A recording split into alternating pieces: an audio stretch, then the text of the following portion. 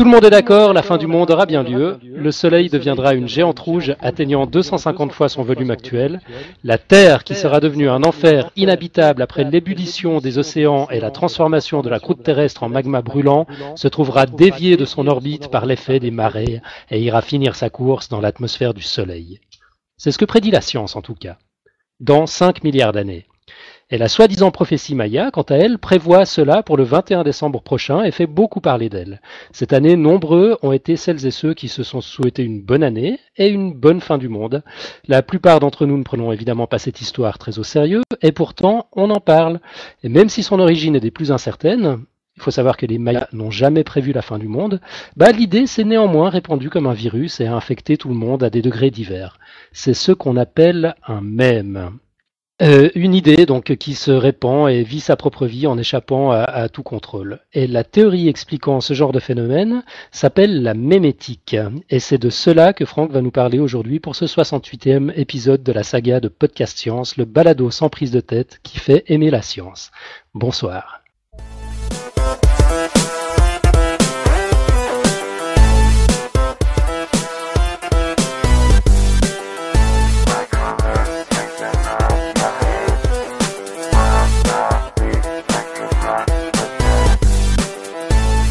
Alors, bienvenue à tous. Pour rappel, donc moi c'est Alan, alias Professeur Fun.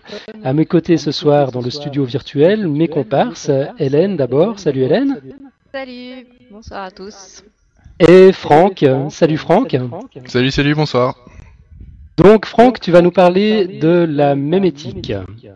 Oui, c'est ça, voilà. Ok, donc on va d'emblée préciser que Charles Mougel, le président de la Société francophone de mémétique, a accepté une invitation que tu lui as faite et qu'on le retrouvera bientôt dans le podcast. Donc on aura une discussion, mais ça va pas se faire ce soir. Ce soir, on a un long dossier que tu vas démarrer tout de suite. D'ailleurs, on t'écoute. D'accord, ok. Oui, non, je voulais juste dire que c'était selon ses désirs, en fait, qu'il n'a pas voulu venir le jour même du dossier, mais il a préféré intervenir à froid. Voilà. Donc, je vais vous parler aujourd'hui de la théorie de la mémétique. Alors, pour parler de la mémétique, on va commencer par les définitions. Donc, les définitions de mème, de mémétique, ces mots ne figurent dans aucun dictionnaire office francophone. Par contre, on a une définition qui nous est donnée par la Société française de mémétique, donc il y a une association qui promeut la mémétique en France, et qui nous propose cette définition pour la mémétique. Donc la mémétique est une théorie évolutionniste des phénomènes culturels. Alors voyons de plus près cette définition de la mémétique. Donc théorie évolutionniste des phénomènes culturels. Donc pour la partie phénomène culturel, il faudrait pouvoir définir la culture, ce qui relève grosso modo de l'impossible. Le dictionnaire Larousse propose à lui seul 5 définitions différentes du terme culture, et ce n'est qu'un maigre aperçu de la profusion de définitions qui sont prêtées à ce terme. Cependant, pour résumer toutes ces définitions, il est communément admis que le terme culturel, en fait, s'oppose au terme naturel. Le culturel relève donc des comportements, connaissances, croyances, savoir-faire, en fait tout phénomène idéologique ou matériel qui est acquis au cours de l'existence par action de l'environnement. Alors que le naturel, lui, relève de tous donc ces phénomènes idéologiques ou matériels, il relève de tous ceux qui sont innés, indépendants de l'environnement. Donc évidemment, la frontière entre culturel et naturel n'est terminée. Il y a de nombreuses intrications et c'est un très vaste sujet. Donc la définition de mémétique, c'est une théorie évolutionniste des phénomènes culturels. Donc ok pour phénomène culturel. Maintenant voyons théorie évolutionniste. L'évolutionnisme, ça désigne la théorie, aujourd'hui de consensus scientifique, qui s'oppose au fixisme et voulant que les espèces vivantes actuelles soient le fruit d'une évolution au cours du temps, d'une transformation.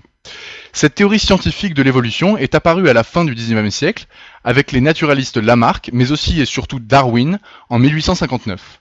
Darwin présente dans l'origine des espèces le mécanisme de sélection naturelle qu'il estime être le moteur de l'évolution des espèces. Ce mécanisme se résume en 3 principes.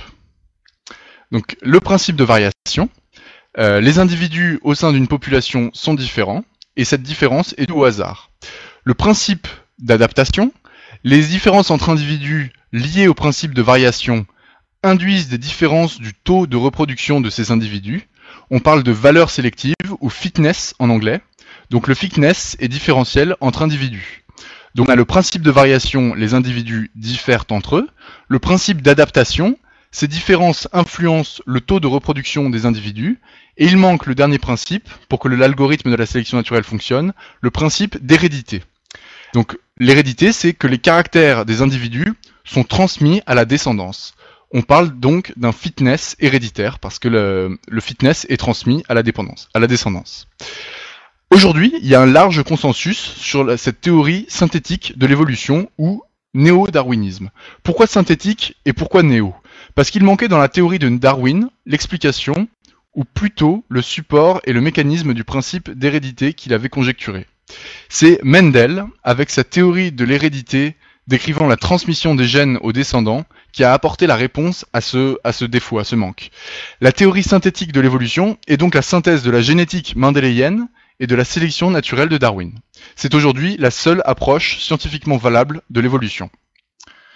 Donc jusque-là, vous me suivez?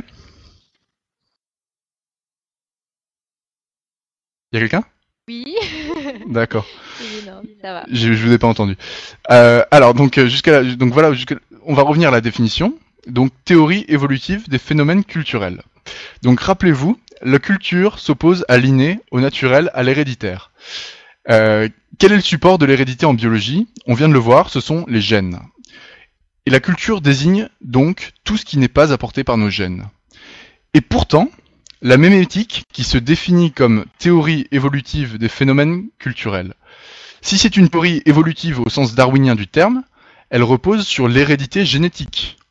Elle tend pourtant à expliquer ce qui par définition s'oppose au gène, la culture. On est donc face à une belle contradiction entre l'évolution qui a pour support le gène et le culturel qui par essence s'y oppose. Ou alors, donc, il s'agit d'une simple transposition métaphorique de la théorie de l'évolution à des cultures, considérées alors comme des êtres vivants, c'est une simple métaphore en fait. Donc on va déblayer le terrain et commencer par voir que donc on va déblayer le terrain pour faire face à cette contradiction et on va voir que la théorie de l'évolution de Darwin a beaucoup évolué et qu'un principe essentiel qui avait échappé à Darwin en émane et va nous permettre de contourner cette difficulté, le réplicateur. Okay. Donc on va partir chez les bactéries. Donc là, l'ADN n'est pas protégé par un noyau. Il flotte librement, ce qui le rend plus vulnérable aux mutations et aux agressions. Il y a une autre conséquence à ça, c'est que la machinerie enzymatique qui est nécessaire à l'entretien de l'ADN, elle flotte également librement dans la bactérie. Donc dès lors, il suffirait théoriquement d'introduire une molécule d'ADN dedans pour que cette molécule soit transcrite et répliquée comme l'ADN bactérien lui-même. Et c'est ce qui arrive. Donc le plus souvent, on a un gros ADN bactérien et on a quelques petites molécules d'ADN, parasites, entre guillemets, qui l'accompagnent. Ces petites molécules parasites, ce sont des plasmides. Ils profitent de la machinerie enzymatique de la bactérie et ils sont répliqués comme l'ADN officiel de la bactérie. Ils peuvent être utiles à la bactérie, ils peuvent lui donner des fonctions qui vont être favorables ou des fonctions qui sont nocives, comme c'est le cas notamment dans les plasmides de bactériophages. Les bactériophages, donc, ce sont des virus qui viennent et qui introduisent leur ADN. On en avait parlé dans le podcast numéro 27. Oui, c'est exactement ça. C'était à propos des antibiotiques, enfin des bactériophages comme antibiotiques. Et donc oui, c'est la même chose. Exactement. Alors, comme je disais, il suffit donc vu que toutes les enzymes nécessaires à l'entretien de l'ADN sont entre guillemets en open source dans la bactérie, il suffirait d'introduire de l'ADN dans la bactérie pour que celui-ci soit entretenu comme de l'ADN officiel. Cependant, ce n'est pas exactement vrai pour plusieurs raisons. Et la principale, ce sont les systèmes dits de modification-restriction. Alors qu'est-ce que c'est que ces systèmes? En fait, pour faire simple, c'est une enzyme qui est très utilisée dans la biologie moléculaire, qu'on appelle enzyme de restriction. Cette enzyme, elle a pour fonction de couper l'ADN dès qu'elle reconnaît un motif spécifique. Chaque type d'enzyme de restriction reconnaît un motif sur l'ADN et le coupe. Donc une fois l'ADN est coupé, il est plus fonctionnel et il va progressivement disparaître. Okay. Ces enzymes de restriction, elles vont s'attaquer indifféremment à n'importe quelle molécule d'ADN, que ce soit celui de la bactérie ou que ce soit un ADN étranger. Donc en fait, la bactérie a été obligée de mettre au point un système de modification de son propre ADN pour le protéger contre ces enzymes de restriction. Alors il s'agit en fait d'une autre enzyme, une méthylase, c'est ce qu'on appelle une méthylase, qui va rajouter un groupe chimique sur l'ADN, un méthyle, un groupement méthyle, et ce groupement va bloquer l'action de l'enzyme de restriction. Elle permettra de protéger l'ADN. Donc l'action conjointe de ces deux enzymes forme le système qu'on dit de modification-restriction ou SMR. Il existe de très nombreux SMR chez la plupart des bactéries. Chaque SMR diffère principalement d'un autre par la séquence qu'il reconnaît. Et la plupart du temps, il s'agit de séquences qu'on va dire palindromes, parce qu'elles vont reconnaître des séquences qui se lisent dans les deux sens, en fait, sur l'ADN. Ok. Elles font généralement, ce sont des séquences qui font 4 à 6 caractères, 4 à 6 bases, les caractères essentiels de l'ADN. Donc on va revenir un petit peu sur la sélection naturelle darwinienne. On a un individu, la bactérie, qui est soumis à une pression de sélection, qui est l'infection par les bactériophages. Ce sont les virus, donc prédateurs, qui vont introduire leur ADN dans la bactérie. On a un caractère de variation. C'est le premier principe de la sélection naturelle de Darwin. Le caractère de variation, c'est la présence du système de modification-restriction. Et on va expliquer que la sélection naturelle a permis aux bactéries dotées du SMR de se multiplier parce qu'elles disposaient d'une meilleure adaptation. Donc là, l'adaptation, on passe au deuxième principe. Donc un meilleur taux de survie à leur environnement qui incluait les bactériophages. Vraisemblablement, la théorie de la sélection naturelle darwinienne expliquerait la présence et la multiplication des SMR chez la bactérie, par la protection que ceux-ci leur confèrent par rapport aux bactériophages. On va voir qu'il n'en est peut-être rien, et que cette situation va nous imposer à revoir la théorie de Darwin. En fait, les bactériophages, ils ne peuvent donc pas introduire leur ADN dans la bactérie parce que celui-ci serait découpé par les enzymes. Mais évidemment, ils ont trouvé des parades. Qu'est-ce qu'ils font? En fait, du fait de la redondance du code génétique, plusieurs séquences d'ADN peuvent avoir la même signification, ou pour schématiser, il y a plusieurs moyens de dire la même chose en génétique. On peut changer les bases, mais ça aura le même sens si on respecte un certain code, le code génétique. Donc, dans les séquences d'ADN du bactériophage, ils vont éviter les séquences palindromiques qui sont reconnues par les enzymes de restriction. Okay. Vu qu'il n'y a pas de palindrome, les enzymes de restriction vont pas pouvoir fonctionner, et le bactériophage va pouvoir librement s'introduire dans la bactérie. On a très bien montré que dans le génome des bactériophages, il y avait très peu de palindromes. Mais là, il y a un premier problème qui apparaît, c'est que on s'aperçoit que dans le génome bactérien, il y a également très peu de palindromes. Par exemple, chez une bactérie, Haemophilus influenzae, les 7 mots de 4 lettres donc d'ADN, les plus évités, ce sont les palindromes, justement. Donc c'est bizarre.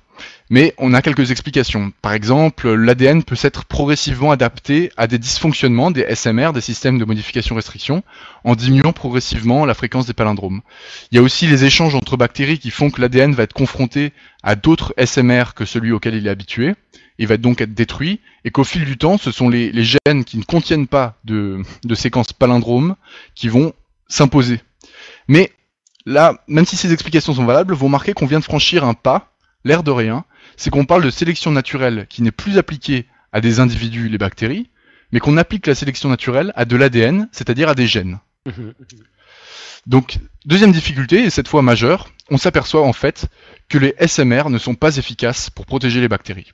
En effet, statistiquement, il y a très souvent un bactériophage qui parvient à ce que son ADN soit soit protégé par la bactérie avant d'être découpé.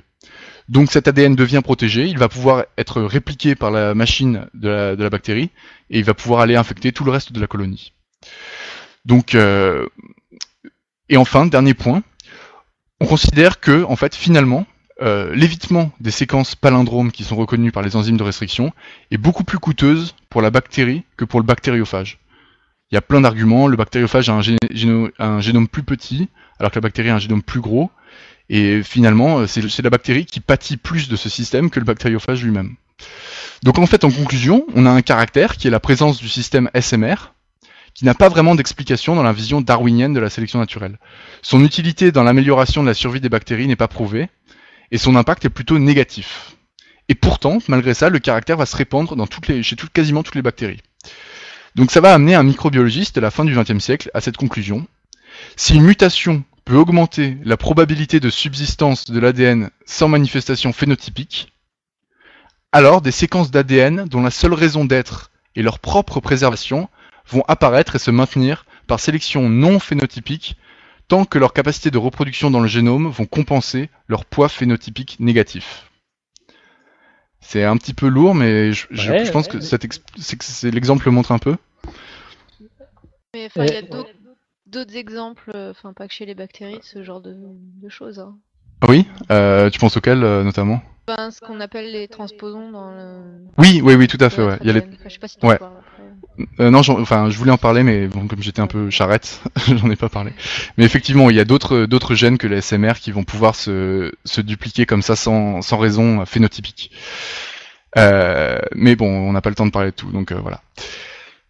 Donc en fait, c'est environ à ce moment-là, quand on s'est aperçu de ça, qu'il y a un biologiste anglais, donc Richard Dawkins, qui propose d'apporter quelques modifications à la théorie synthétique de l'évolution.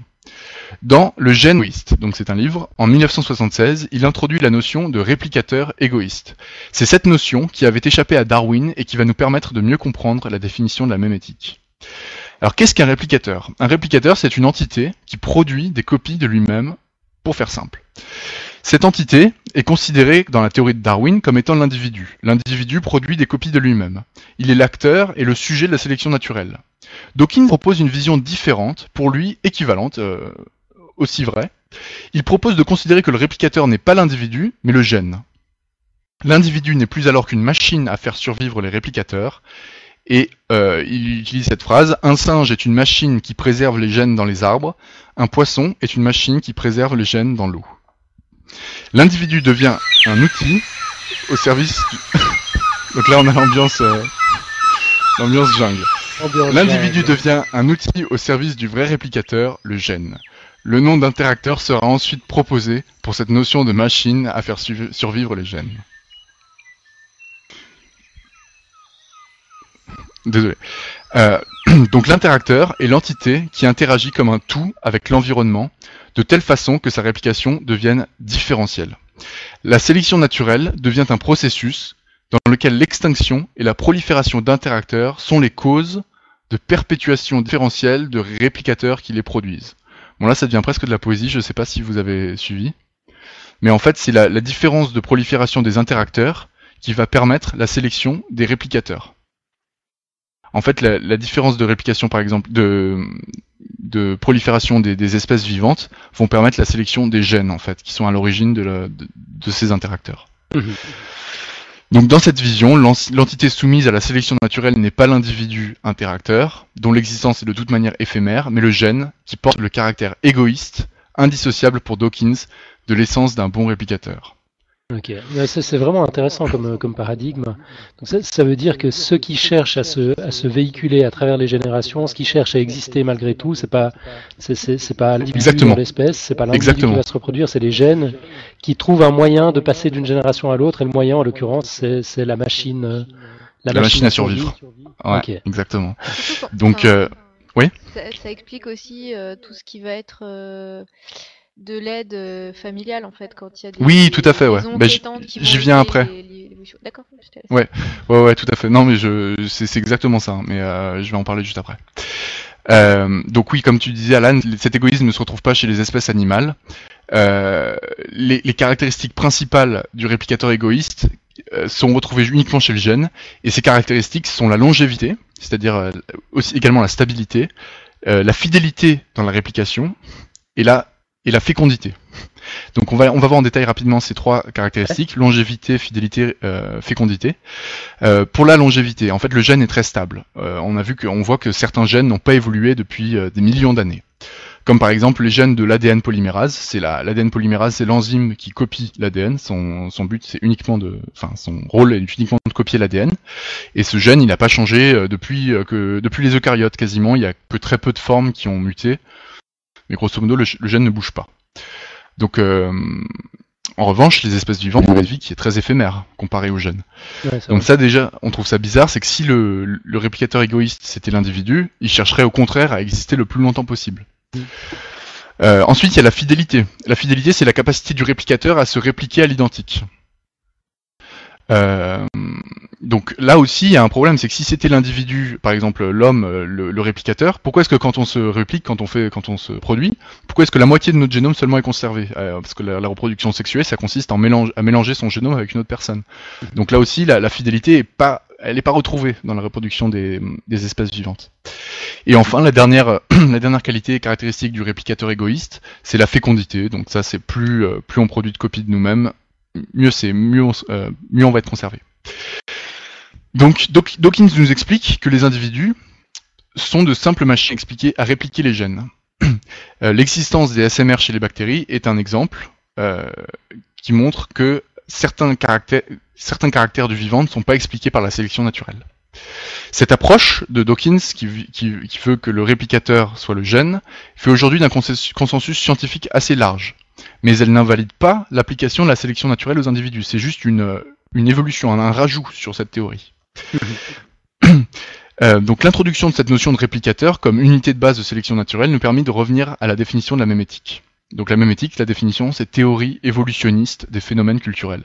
Si l'on considère que le gène est le réplicateur soumis à la sélection naturelle et que l'évolution évoquée dans cette définition est bien celle des gènes, et donc des espèces les portant, la contradiction demeure. On a toujours une contradiction entre la culture et l'évolution des gènes. En revanche, si on considère qu'il s'agit juste d'une transposition de l'évolution observée chez les êtres vivants au domaine des idées et de la culture, il va falloir déterminer quel est le réplicateur qui peut être observé dans le domaine de la culture. Or, Dawkins, lorsqu'il introduit la notion de réplicateur, introduit également l'idée qu'un autre réplicateur est possible, peut exister, autre que le gène, et ça serait le même. Il l'appelle le même. Donc le même, ça serait le réplicateur qui serait responsable de l'évolution des phénomènes culturels, donc de la mémétique. Il est défini comme tel par la Société française de mémétique, le même. C'est un élément de code culturel, reconnaissable et reproductible.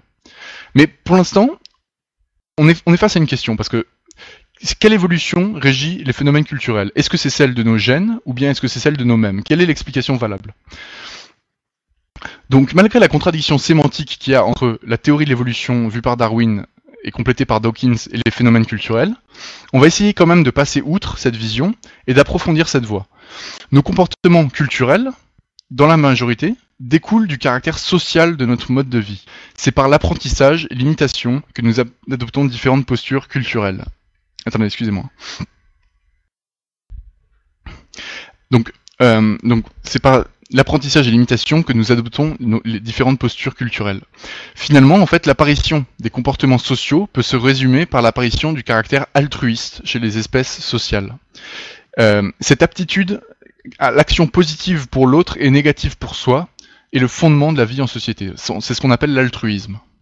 Le comportement altruiste n'augmente pas les chances de survie d'un individu, et apparemment pas plus celles du gène qu'il transporte.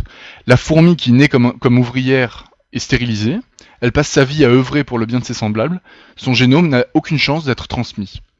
Comment est-il possible que ce comportement se soit transmis, que ce gène de l'altruisme se soit transmis, puisque tous ceux qui l'ont porté n'ont pas eu de descendance? La réponse à cette question est apparue au cours des années 60-70 avec la théorie de la sélection de parentèle. Cette théorie est simple et peut se résumer dans la règle de Hamilton, un des pères de la sélection de parentèle. Une mutation engendrant une perte de valeur sélective pour l'individu peut être conservée si cette perte de valeur sélective est compensée par le gain du terme altruisme multiplié par lien de parentèle. Cette règle est fondée en fait sur une notion essentielle, la notion de parentèle. L'altruisme n'est en fait qu'une apparence, il reste orienté sur la parentèle. C'est-à-dire que les individus ayant une proximité génétique avec l'agent altruiste vont profiter du comportement altruiste parce qu'ils le partagent également. On voit bien que les comportements altruistes codés par les gènes conservent le caractère égoïste, non pas au niveau de l'individu mais du gène. Le gène altruiste permet la coopération d'individus à forte proximité génétique, donc portant également ce gène. Et donc le gène de l'altruisme est finalement égoïste. C'est juste qu'il va reporter cet égoïsme sur plusieurs individus. Donc cette capacité... C'est drôlement intéressant ça. Donc c'est pas de l'altruisme au sens où on le comprend traditionnellement, mais c'est un égoïsme étendu finalement. Exactement. Exactement. Ouais. Okay. Ouais, tout à fait. Donc, et ça repose sur cette capacité de reconnaissance du lien de parentèle, parce que le lien de parentèle signifie reconnaissance du gène en fait. Elle est maintenant démontrée chez de nombreuses espèces animales, des amibes aux mammifères. Chez les fourmis, comme je prenais l'exemple tout à l'heure, c'est en fait les phéromones. Les phéromones sont propres à une génération, enfin à une famille de fourmis, une fourmilière, et permet aux fourmis de se reconnaître entre elles. Donc voici ce que nous dit la théorie de la sélection de parentèle. Maintenant, on va voir ce que dit la sélection de groupe. La sélection de groupe, elle est apparue après, et elle est défendue par George Price, un généticien américain. Elle va encore plus loin.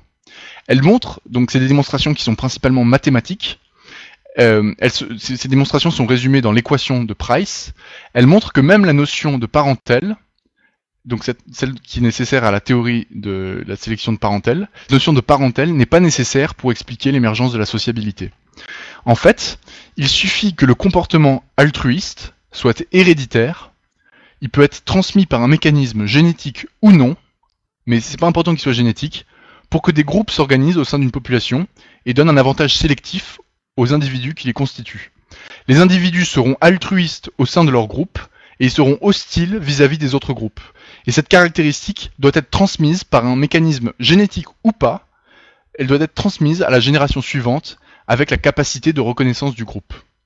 Grâce à Price, on voit que la théorie darwinienne de l'évolution par la sélection naturelle permet d'expliquer l'émergence de sociétés fondées sur un altruisme dont l'origine ne serait pourtant pas génétique, mais transmis par un mécanisme quelconque pourvu qu'il soit constant. On pourrait bien s'approcher du culturel. La contradiction n'est plus si évidente que ça. Le biologiste américain David Wilson, un autre des pères de la sélection groupe, dira « Les gènes tiennent la culture en laisse ». Voilà. Alors, vous me suivez toujours ? Ouais. Ok. La mémétique, donc, est une théorie évolutionniste des phénomènes culturels. Finalement, en fait, cette définition ne nous aide pas beaucoup. Soit elle se réfère à une intégration des phénomènes culturels dans l'évolution darwinienne des espèces vivantes, et on a vu que c'était possible grâce à George Price. Soit elle se réfère à une évolution séparée, indépendante des mêmes, simplement extrapolée de celle des gènes, sans relation de filiation de l'une à l'autre. Mais je vais arrêter de faire l'innocent, parce que je sais, en fait, on sait très bien que la théorie de la mémétique, elle se veut de la deuxième option. Elle se réfère nécessairement à la notion de mème, qui est introduite par Dawkins, et donc c'est nécessairement avec le mème comme réplicateur que la mémétique envisage d'exister. Elle est soumise aux mêmes lois que celle de la sélection naturelle dictée par Darwin, et d'après la mémétique, ces deux évolutions s'effectuent cependant indépendamment. L'homme est un interacteur pour les gènes, mais également pour les mèmes. Quel est alors le mécanisme de transmission des mèmes équivalent à l'hérédité mendéléienne du néo-darwinisme? Alors, voilà, on va revenir un petit peu pour répondre à cette question, on va revenir un petit peu sur ce qui constitue la théorie de la mémétique, et donc sur le concept de mème. En fait, tous les qui constituent notre culture sont des mèmes.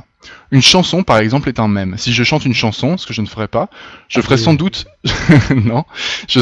entendu par quelqu'un. Et la chanson que j'aurai chantée sera dupliquée dans un nouveau cerveau, et ainsi de suite. Les citations, les quotes qu'on donne à la fin des émissions, sont également des mèmes. Prenons par exemple la quote que j'ai faite dans la dernière émission de Mathieu, il y a 2 semaines. L'existence précède l'essence. Bon. Ah, c'est bien. Je vois que tu t'en souviens. Merci, Alan. Donc, voilà. Donc, cette citation, elle était dans mon cerveau, entre guillemets, et je l'ai dite, et Alan l'avait dans son cerveau. Donc, elle s'est dupliquée. Un mème peut être une simple idée. L'idée de croire en Dieu. Sans considération sur la véracité de l'idée, évidemment. Comme les gènes, les mèmes peuvent s'associer entre eux. Par exemple, l'idée des flammes de l'enfer, très répandue dans les religions monothéistes, est une association bénéfique pour la survie des deux mêmes, flammes de l'enfer et Dieu. Si tu ne crois pas en Dieu, tu brûleras en enfer. C'est une association simple de deux mêmes, augmentant les chances de réplication de l'ensemble, formant ce que Dawkins appellera plus tard un mèmeplex. Une religion est l'exemple le plus fréquent de mèmeplex, un ensemble cohérent de mèmes qui se répliquent ensemble dans un cerveau. La répétition pour les mèmes oraux, la copie, et plus généralement l'imitation, est proposée comme vecteur principal de réplication des mèmes. J'ai entendu une histoire, je la répète. Je vois quelqu'un danser, je l'imite. Je vois quelqu'un fumer une cigarette, j'essaie de fumer. L'imitation se définit par l'exécution pour la première fois d'une action après l'avoir entièrement observée chez un autre. Dès lors, la capacité à imiter devient conditionnelle de l'évolution des mèmes. C'est le mécanisme de l'hérédité. Avec l'émergence du langage, l'imitation est facilitée. On a essayé d'en comprendre les fondements en dehors du langage.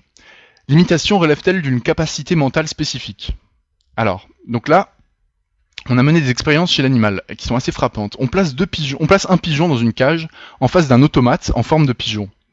Il y a deux tâches sont faites dans la cage, une verte et une rouge. Alors l'automate va donner un coup de bec dans la tâche verte. Il y a de la nourriture qui arrive. Si l'automate donne un coup de bec dans la tâche rouge, il n'y a pas de nourriture. Rapidement, on voit que le pigeon, donc le vrai pigeon qui n'est pas l'automate, imite l'automate en donnant un coup de bec dans la tâche verte. Et reçoit de la nourriture. S'il n'y avait pas eu l'automate pour lui montrer le geste, il n'aurait pas tapé naturellement dans la tâche verte. Donc on pourrait penser qu'il s'agit d'imitation. Mais maintenant on change les règles. Le nouveau pigeon, on prend un nouveau pigeon et un nouvel automate. L'automate en forme de pigeon ne doit plus donner un coup de bec pour recevoir la nourriture, mais il doit toucher la tâche avec son aile. C'est pas un coup de bec, il doit déployer son aile et toucher la tâche. Okay. Et qu'est-ce que fait le pigeon, le vrai pigeon qui observe? Il va, à son tour, qu'est-ce qu'il va faire? Il va donner des coups de bec dans la tâche. Dans la bonne tâche, dans la même tâche que celle que le pigeon automate a touché. Et là, forcément, il ne reçoit pas de nourriture. Il n'imitera jamais le mouvement d'aile du modèle, aussi nombreuses soient les fois où on lui montrera. En fait, le pigeon copie le choix de l'objet, mais pas le mouvement. Les chimpanzés sont également limités de ce point de vue. On montre qu'on peut facilement apprendre à un chimpanzé à accomplir des tâches telles que nettoyer une telle... faire plein de tâches pratiques, mais en revanche, il est très difficile de lui faire accomplir des séquences motrices, comme une chorégraphie. Dans le milieu naturel, donc les expériences sur le singe dans le milieu naturel ont montré que c'est pareil. Les mères chimpanzés, par exemple, cassent des noisettes sur une souche avec une pierre devant leurs enfants. Elles posent la noisette sur la souche et elles la cassent avec une pierre. Il arrive assez rapidement que les enfants, en observant leur mère avoir cette pratique, s'y essaient également. Ils font... Merci Alan. Ils font le même choix d'outils directement, ils posent la noisette sur la souche et prennent une pierre et tapent la noisette avec la pierre. Cependant, ils utilisent une seule main pour taper avec la pierre, alors que la mère utilise ses deux mains. Résultat, la frappe est déstabilisée et la noisette vole. Avec une seule main, les jeunes chimpanzés ne parviennent pas à casser la noisette, et ils mettront plusieurs années avant de saisir la pierre à deux mains. En médecine, un test médical consiste à faire toucher un objet simple par un patient sans le lui montrer. Et on lui demande de nommer l'objet. Certains patients sont incapables de nommer l'objet malgré le fait qu'ils le touchent et qu'ils sachent ce que c'est. Il leur faut réfléchir longtemps et visualiser l'objet avant de pouvoir le faire. En fait, cela tient à ce que l'aire du langage et celle du toucher sont situées dans deux hémisphères différents. Et lorsque la communication entre les deux hémisphères est rendue difficile par certaines lésions des neurones, l'information ne peut pas transiter, le patient ne peut pas nommer l'objet. Dans le cas de l'imitation, c'est identique. Il existe des neurones, en fait, qui vont relier les sens à d'autres aires du cerveau. Par exemple, quand un enfant regarde un autre enfant faire ses lacets, il y a un neurone, qu'on appelle les neurones miroirs, qui va s'activer. Ce neurone va relier l'aire de la vision aux zones qui sont responsables de la gestion des séquences motrices. Et elles vont s'activer, comme si l'enfant accomplissait lui-même l'action.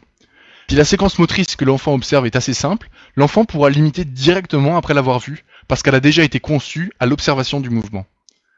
Ces neurones miroirs jouent également un rôle dans le cas des émotions. L'observation d'une émotion entraîne ainsi l'activation des zones dédiées à ces émotions.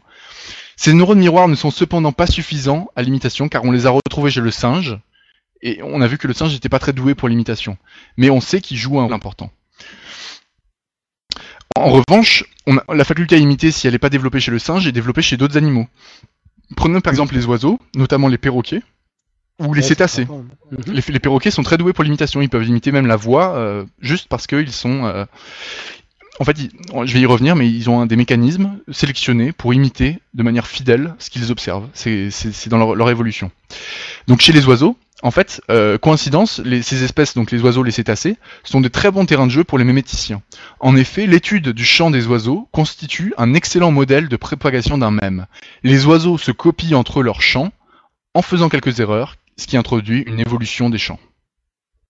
Okay. Chez les autres espèces, ce dont on a parlé auparavant, ce qui peut passer pour de l'imitation, c'est en fait d'autres processus d'éthologie, la science du comportement des animaux, qu'on va appeler le mimétisme ou l'émulation, mais qui sont neurologiquement différents. Chez l'homme, en fait, on dirait que c'est une faculté innée, en tout cas elle apparaît très tôt chez le nouveau-né, et elle pourrait manquer chez les autistes notamment, et bien que les neurones miroirs en particulier aient été disculpés chez les autistes. Donc la mémétique s'appuie sur cette imitation pour expliquer la transmission des mèmes. Maintenant qu'on a posé la définition de la mémétique, du mème, qu'on a éclairci son modèle de propagation, c'est l'imitation, on peut tenter de voir un petit peu quels modèles permettent de la théoriser. Il y a trois modèles principaux qui portent sur le support du mème. Dawkins, donc le père fondateur du mème, Dawkins a il propose de ramener le mème à un pattern d'activité cérébrale. L'information portée par le mème est en réalité secondaire, le mème est défini par le pattern d'activité cérébrale, c'est-à-dire une chorégraphie d'activation des zones cérébrales et des neurones qu'on va pouvoir observer en imagerie. Si je vois un éléphant, ce sera toujours la même zone de mon cerveau qui s'activera, par exemple, qui correspondra au même éléphant. Dennett, un philosophe américain qui a écrit sur la théorie de la mémétique, considère au contraire que le mème est immatériel, indépendant du support. Par exemple, si je photocopie un livre sans le lire, j'ai répliqué le mème.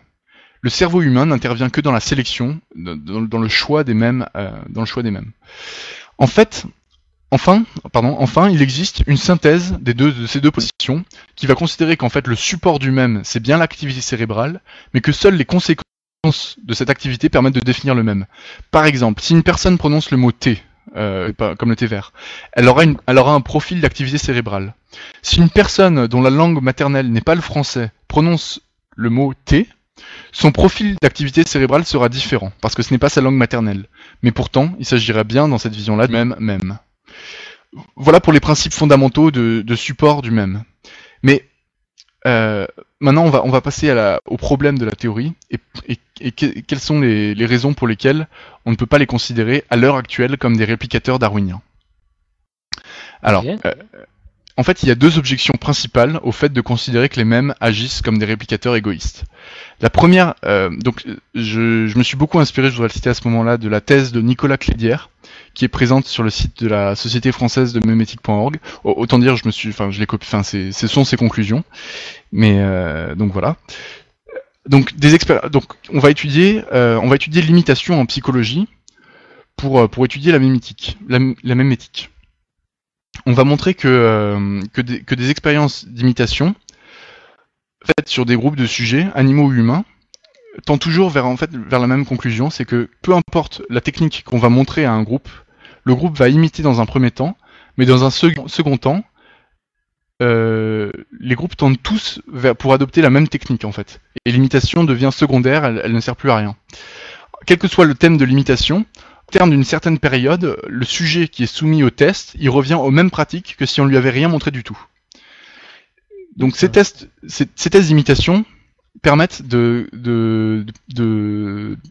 déduire trois lois finalement qui régissent ces processus d'imitation. Donc on appelle facteurs sociaux dans ces lois. Les facteurs sociaux, en fait, c'est l'imitation, c'est-à-dire facteurs sociaux, c'est les personnes qu'on observe et qu'on imite. Donc plus les facteurs sociaux convergent vers le même comportement, plus les individus accordent d'importance à ces facteurs. En fait, ça veut dire que plus il y a de nombreuses personnes qui ont la même technique, qui font la même chose, plus on va avoir tendance à les imiter. Alors que si on avait eu qu'une seule, on ne l'aurait pas imité. La deuxième loi, c'est que plus les individus ont de temps, moins ils accordent d'importance aux facteurs sociaux. Donc là, c'est assez simple, c'est-à-dire que si on voit quelqu'un faire d'une certaine manière, si on est pressé par le temps, on va pas prendre le temps de réfléchir, on va pas prendre le temps d'essayer d'autres techniques, on va imiter directement. C'est assez logique. Et enfin, troisième loi, plus la proportion d'individus naïfs dans le groupe est grande, moins les individus accordent d'importance aux facteurs sociaux. Ça, c'est assez simple, c'est qu'en fait, si on a 100 personnes et qu'il y en a une seule d'entre elles qui montre quelque chose, bon bah les 99 autres, elles vont pas trop le suivre, elles vont être plutôt réticentes. Alors à l'inverse, si on est une personne, on est 10 personnes dans le groupe, il y en a 9 qui font d'une certaine manière, il y en a un qui sait pas, bah il est évident qu'il va copier les 9 autres. Ouais. Donc ça, ce sont trois lois qu'on a bâties pour l'imitation. Mais finalement, en fait, les facteurs sociaux comportementaux, ils tendent toujours à retourner aux facteurs individuels. En fait, l'imitation, si elle permet de créer dans un premier temps des pratiques qui ont les caractéristiques d'une culture, elle ne provoque pas la durabilité de ces comportements. Du fait, en fait, de l'existence de mécanismes psychologiques dont le but n'est pas de reproduire à l'identique les comportements, mais au contraire, de les modifier. Je vous parlais tout à l'heure de l'étude mémétique des chants d'oiseaux. En fait, en rebâtissant des arbres phylogénétiques à partir de chants d'oiseaux, qui vont être fondés ou non en rebâtissant des arbres phylogénétiques à partir de champs d'oiseaux, qui seront fondés sur les différences observées entre les champs. Donc on va pouvoir construire une évolution des champs et les resituer les uns par rapport aux autres en fonction de leur ordre d'apparition. on observe que suivant les espèces, en fait, le taux de variation entre deux générations de champs, donc deux générations, c'est-à-dire deux champs successifs, il diffère. Dans certaines espèces, la fidélité d'une génération à l'autre, elle est très importante. Lorsque la fidélité est très importante, c'est parce que le champ et sa nature revêt une importance cruciale pour la survie de l'individu. En fait, quand le champ est important, quand il joue un rôle important dans les processus de reproduction, de survie, d'alerte des prédateurs, etc., dans ces cas-là, et que le champ a une signification précise, dans ces cas-là, les mécanismes qui vont permettre son imitation seront très fidèles. Il y a eu des pressions sélectives qui ont permis l'émergence de mécanismes imitatifs à fort taux de fidélité. Ouais. Et c'est l'existence de ces mécanismes-là qui permet qu'il y ait ce fort taux de fidélité. Chez l'homme, on n'a pas du tout découvert ces mêmes mécanismes psychologiques. Notre psychologie n'a pas évolué pour imiter de manière fidèle les comportements que nous observons. Du moins à notre connaissance aujourd'hui. C'est-à-dire que les expériences d'imitation montrent que l'homme ne se comporte pas en essayant d'imiter à tout prix de manière fidèle ce qu'on lui a montré. Au contraire, il se comporte en essayant de modifier, d'améliorer, de changer ce qu'on lui a montré. Suivant les lois dont je parlais tout à l'heure. L'un des mécanismes psychologiques qui permet d'expliquer ce manque de fidélité, c'est ce qu'on pourrait appeler le raisonnement, par exemple. Le raisonnement va empêcher l'imitation fidèle. Finalement, en fait, le mécanisme de l'imitation, c'est un mécanisme très infidèle à terme, c'est-à-dire qu'au fur et à mesure du temps, il va devenir très infidèle, et il ne peut jouer le rôle d'une transmission héréditaire darwinienne satisfaisante. C'est-à-dire que si la mémétique est fondée, son mécanisme, quant à lui, il reste à découvrir. En attendant, l'éventualité d'une mémétique, c'est-à-dire d'une théorie évolutionniste des phénomènes culturels, cette éventualité-là, elle subsiste, mais elle reste sans démonstration, sans modèle mathématique, sans processus clair, démontré et connu. Donc ça, c'est la première objection, c'est le manque de fidélité dans le processus d'imitation qui ne permet pas de bâtir une théorie scientifique. Et donc la deuxième objection, qui est moins sévère, c'est qu'en fait, l'un des principaux modes de variation des mèmes, donc des écarts de fidélité de l'imitation, c'est pas le hasard en fait, parce que dans la théorie de Darwin, je vous ai dit, la source de variation entre les individus, c'est le hasard. Ouais. Mais là, c'est pas le hasard. En fait, c'est des améliorations qui sont apportées par l'interacteur en fonction de l'environnement et orientées vers son profit. C'est pas une sélection de variations préexistantes qui va être sélectionnée par réplication différentielle des interacteurs. C'est une modification successive, on va dire, aux difficultés apportées par l'interacteur sur le réplicateur mémétique, le même. Donc en fait, ce mode de variation, il tient davantage du lamarckisme, qui est donc le précurseur dans la théorie de l'évolution à Darwin. Donc il tiendrait davantage du lamarckisme que du darwinisme. Mais bon, là c'est une autre théorie, donc je vais pas m'étendre dessus. Donc voilà, maintenant je vais un petit peu conclure sur la mémétique rapidement, hein, parce que il y aurait encore beaucoup de choses à dire, mais j'aurais pas le temps dans cette émission. Malgré le fait que la mémétique soit pas une théorie scientifique vraiment avérée à ce jour-là, elle permet quand même de comprendre pas mal de choses. Associée au concept de réplicateur-interacteur, elle permet de saisir que certains mèmes n'existent que parce qu'ils sont des effets favorisant leur propre propagation. C'est le cas par exemple des Hoax, je sais pas comment ça se prononce d'ailleurs, des HOAX, comment vous prononcez ça? Hoax. Hoax, ouais c'est ça. Ces chaînes de mails parasites qui se transmettent largement dans nos boîtes. On peut également citer le marketing viral avec ces vidéos qu'on change entre nous, qu'on se montre et qui parfois véhiculent à notre insu des messages publicitaires. Cette idée un mème en fait puisse se répandre à nos dépens est importante à avoir à l'esprit et à conserver. Il y a d'autres études de sociologie qui ont été faites et qui montrent que certaines pratiques culturelles en fait nocives pour ceux qui les pratiquent, comme par exemple le cannibalisme. Le cannibalisme c'est dangereux, ça apporte des maladies. Ces pratiques-là peuvent continuer à se répandre dans une population, malgré un fort taux de mortalité chez ceux qui pratiquent, uniquement parce qu'elles sont très imitées. Et en fait, elles ne sont pas en faveur de ceux qui les imitent, mais elles sont en faveur de leur entretien, de leur auto-entretien. Si nos processus mentaux du cannibalisme, en fait. C'est l'exemple type du mème qui vit par lui-même, pour lui-même, quel que soit l'environnement, qui essaye de se reproduire et qui y parvient. Oui. Et qui est nocif même pour l'interacteur en fait, c'est ça qui est fou, c'est ce qu'on disait dans les SMR, hein, c'est que si même si l'impact phénotypique est négatif, si au final la capacité de reproduction elle est augmentée, et ben ça se reproduira. Juste par rapport à, je t'interromps une seconde par rapport à la question que tu posais tout à l'heure de la scientificité de la mémétique et de sa capacité de prédiction.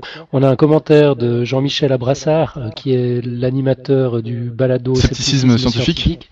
Exactement, qui nous dit, c'est sur Twitter, il nous dit c'est en grande partie parce que la mémétique est une proto-science mornée, en tout cas pour l'instant. Donc voilà un point de vue bien arrêté de Jean-Michel Abrassard.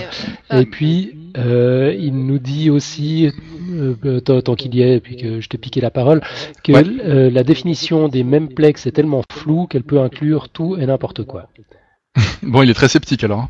Ah bah oui, mais bon, c'est son job. C'est son job, voilà. Mais, bah oui, c'est ce que je suis assez d'accord. Oui, c'est ce que j'en pense également.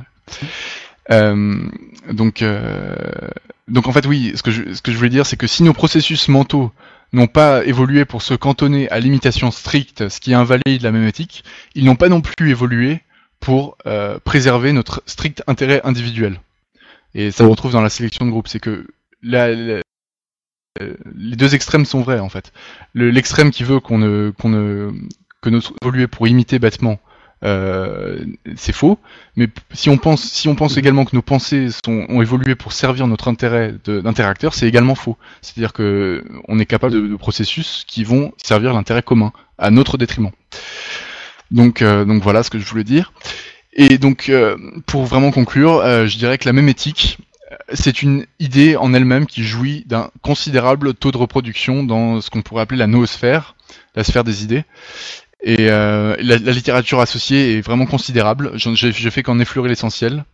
Il y a de nombreux auteurs dont je n'ai même pas parlé qui apportent des nombreuses notions supplémentaires. Il y a le thème de Susan Blackmore qui est un troisième réplicateur technologique. Il y a la solution culturelle de Pascal Juxtel ou le neuromème de Aunger. Il y a plein de sujets comme ça que j'ai pas voulu aborder parce que c'est sûr que c'est très attrayant, ça a l'air vrai et que c'est intéressant. Mais je pensais qu'il valait mieux se rester cantonné aux phénomènes vraiment scientifiques, descriptibles et expérimentaux à propos de la mémétique. Et donc voilà, j'en ai fini pour ce dossier, pour ce sujet. Ok, bah écoute, magnifique dossier, merci infiniment. À chaud, on a encore un ou deux commentaires. Encore un commentaire de Jean-Michel Abrassard qui nous dit et nous apprenons énormément de choses par inférence et pas seulement par simple imitation. Donc, par inférence, c'est-à-dire par déduction, par raisonnement, comme tu le disais tout à l'heure.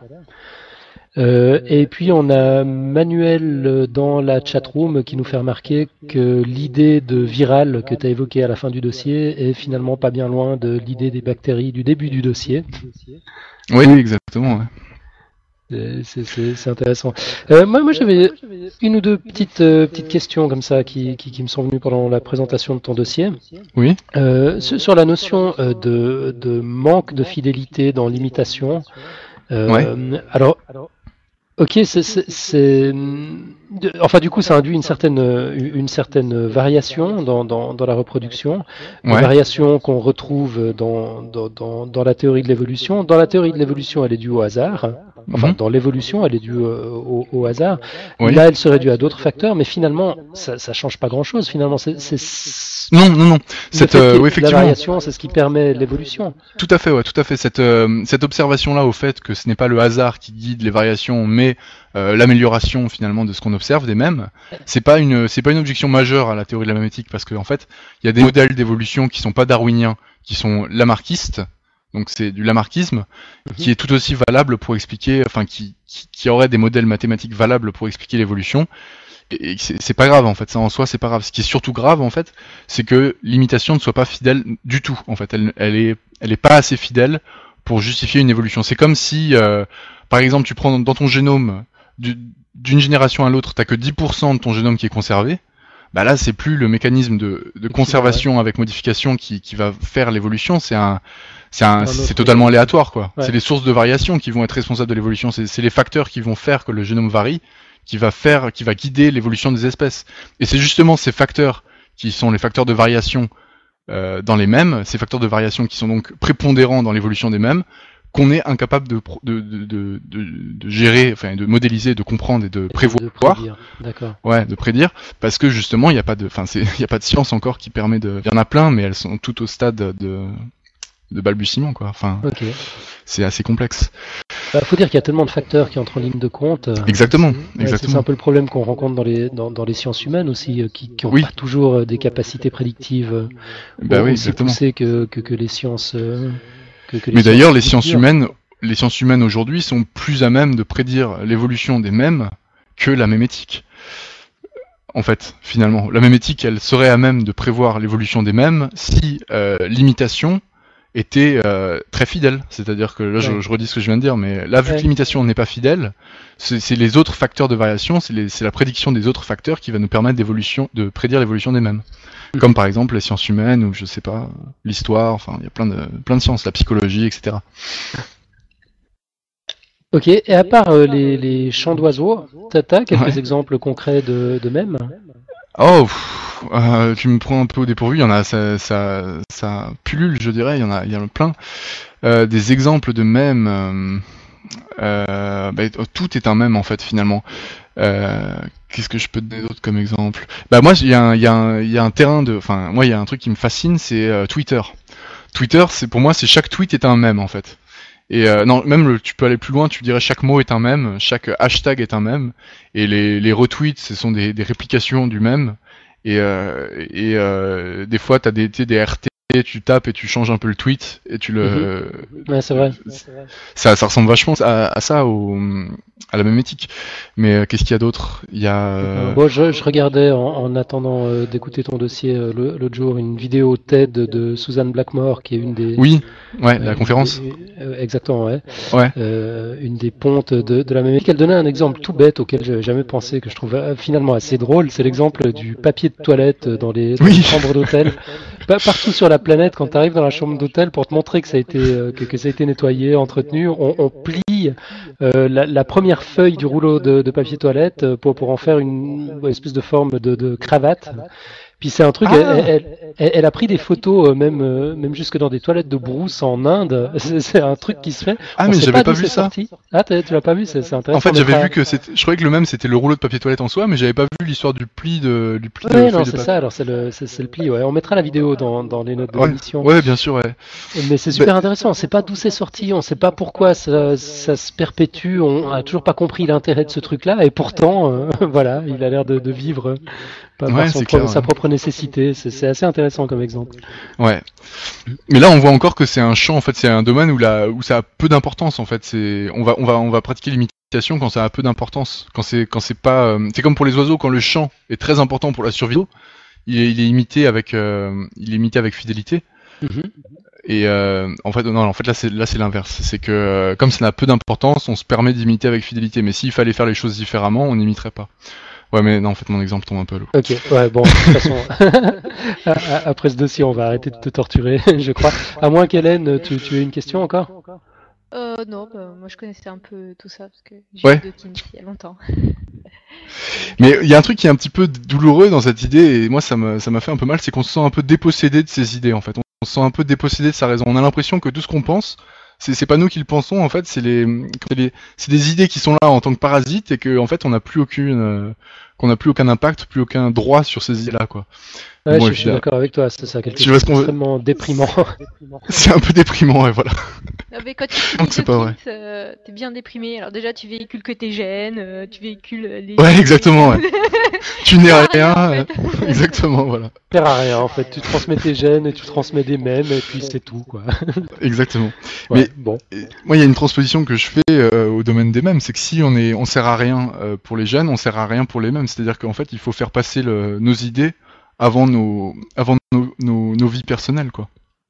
Et ça, c'est aussi une espèce de leçon. C'est que si l'évolution elle fonctionne, c'est parce que les individus sont au service des gènes et permettent leur évolution.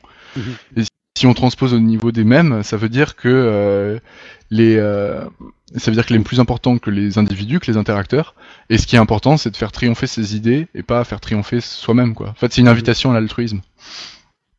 Ouais, enfin, ça dépend encore de quelles idées on fait triompher. Je pense que c'est un peu une arme à double tranchant.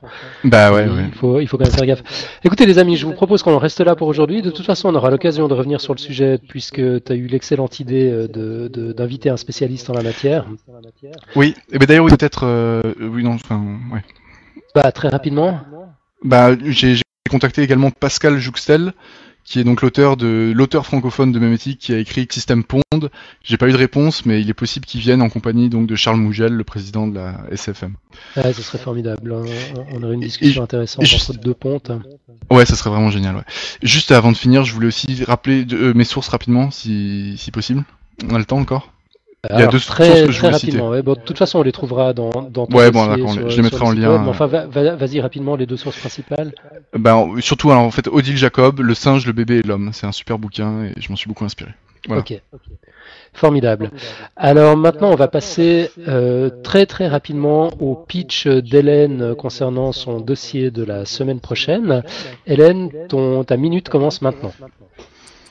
Après les vampires, je vais vous parler d'immortalité, ou en tout cas d'une des pistes vers celle-ci, les cellules souches. Elles sont souvent présentées comme la solution à nos organes défectueux, mais qu'est-ce que c'est qu'une cellule souche? En quoi sont-elles différentes de nos autres cellules? En quoi sont-elles immortelles? Sont-elles les seules? Et si nos autres cellules sont mortelles, c'est qu'il y a une bonne raison, non? Il existe différentes façons d'obtenir des cellules souches, embryons humains surnuméraires, sang de cordon ombilical, rajeunissement de cellules normales. Mais est-ce que toutes ces cellules sont identiques? Et qu'est-ce qui les différencie? Comment peuvent-elles réparer ou remplacer des organes ou des tissus défectueux? Quel est leur avantage par rapport à la transplantation actuelle? Leur utilisation est-elle sans danger? Est-ce vraiment un remède miracle? Je vais essayer de répondre à toutes ces questions la semaine prochaine avec toute la rigueur scientifique habituelle de Podcast Science. Voilà, c'est un peu court. Eh ben, sacré programme. Magnifique. On se réjouit beaucoup d'en savoir plus. Ouais, génial. Ouais, il nous reste que quelques minutes. Du coup, je vous propose qu'on zappe les news. De toute façon, on pourra en parler la semaine prochaine. Il n'y a pas de souci. Il y a juste une chose que je voudrais pas zapper. C'est une annonce importante. Il ne reste plus qu'une semaine pour participer au concours de la 500e de SAFT, donc Strange Stuff and Funky Things, le blog de Pierre Kerner. Alors dépêchez-vous. Je vous rappelle rapidement le principe. Il s'agit de réaliser une œuvre de vulgarisation scientifique à la manière de SAFT. Donc des sujets étonnants, de l'humour, de l'imagination et beaucoup de funk. Il y a quatre formats possibles. Donc ce sera soit un article de blog de 1000 mots, une planche de BD d'une page à 4, un enregistrement audio d'une minute ou une vidéo d'une minute. Et vous avez le droit de participer à plusieurs de ces thèmes, mais il n'y aura qu'une seule production retenue par thème. La deadline est fixée au 20 janvier, donc c'est vraiment tout bientôt. Là, il faut vous y mettre. Bon, je pense que la plupart d'entre nous s'y mettent en général à la dernière minute. Donc voilà, la dernière minute, c'est maintenant. Allez-y, il est grand temps. Et puis, on ne peut pas terminer un podcast science sans le même qui l'accompagne depuis le tout début. Donc, petit coup de gong, et on va écouter Hélène pour commencer. Tu nous as préparé quelque chose, hein? Oui, bah en fait, je vais reprendre une citation que j'ai trouvée sur Twitter via Caroline Chatterlin, qui est rédactrice en chef de Sciences et Avenir. Donc c'est une citation de Galilée. Je n'ai jamais rencontré d'homme si ignorant qu'il n'eût quelque chose à m'apprendre. Voilà. Très joli ça. Ouais, c'est génial. Moi j'aime beaucoup. On est toujours le sage de quelqu'un en somme. Toute cette la prétention académique parfois qui peut régner autour du savoir, ou la blouse blanche qui fait qu'on est celui qui sait, celui qui est docte, et en face on n'a qu'à se taire et écouter. En définitive, là, Galilée a tout cassé. On a toujours quelque chose à apprendre de quelqu'un. Non, c'est génial. Moi, j'aime beaucoup ça. Ça me plaît bien. Ça veut dire aussi qu'on sait toujours quelque chose. Mais c'est ça, ouais. C'est rassurant aussi pour soi. Bah, c'est vrai, en somme, c'est vrai. Et puis moi j'avais aussi une petite quote que j'ai trouvée sur Twitter, enfin qui nous a été adressée par Laurent sur Twitter. Sur Twitter, il nous a mis en copie d'une pensée qu'il a eue dans le courant de la semaine. Il nous dit quelque part on touche tous un peu la lune quand sa lumière nous atteint le soir. Je trouve ça émouvant. Eh ben moi aussi, je trouve ça absolument magnifique. C'est vrai que finalement, la lumière de la Lune, si on ramène ça aux principes fondamentaux de la physique, bah un rayon de photons qui nous arrive. Il y a effectivement un contact physique, quoi. Ouais. Alan, je coupe juste et on va te couper là, je pense, il reste 10 secondes. Ouais, ah bah, on n'a plus qu'à se dire au revoir. Eh ben, au revoir. À la semaine prochaine. Merci à tous. À tout bientôt. Merci beaucoup. Salut.